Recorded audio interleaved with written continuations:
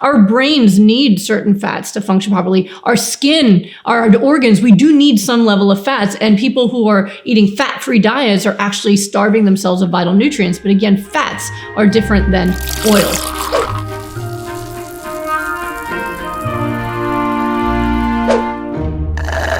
Plant-based cooking learning discourages usage of oil. When recently visiting a doctor and asked about the same, he quoted saying that any costly car also seizes if it's not lubricated without oil. I am confused and don't want to go wrong with the family, so please suggest how much and which oil to use. Wow. Okay. So if you guys didn't hear, Thomas said that Indian cooking uses a lot of oil, and she had a doctor tell her that oil is necessary for the body like a car needs oil to run. And I made a face because that actually hurt my soul. One, because it's nonsense. Not that the car does need oil, but the human body, there's very few oils that are going to be conducive to our engine running efficiently. So here's the thing.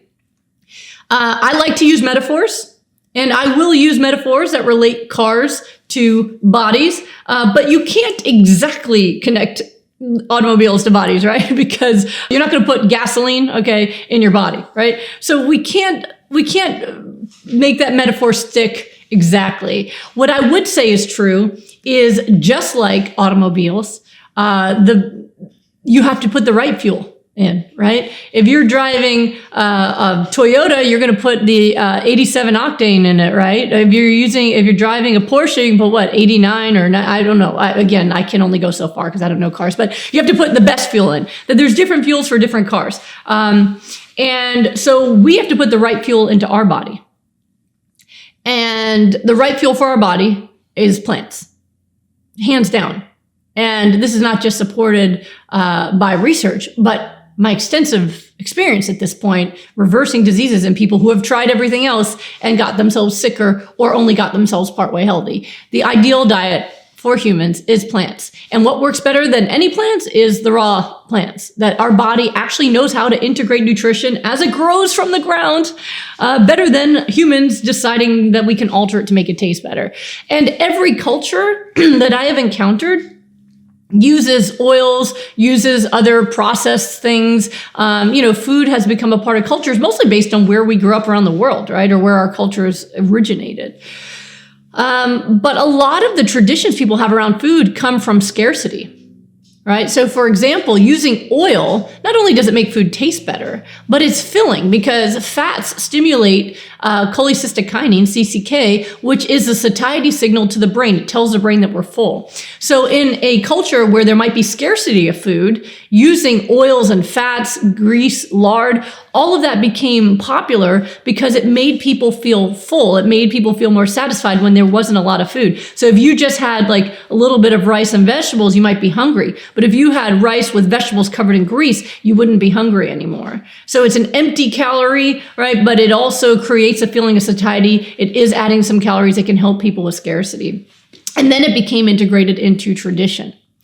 So same thing with things like rice or breads, right? Some cultures use bread with every meal. Other cultures use rice with every meal. Other cultures use corn with every meal. What is it with the grains? The grains are something that are easy to grow and can fill the belly. They're not nutrient dense, but it's a lot easier to grow than things like kale and other vegetables that are more nutrient dense. So it's a way to fill the belly, and then it becomes cultural.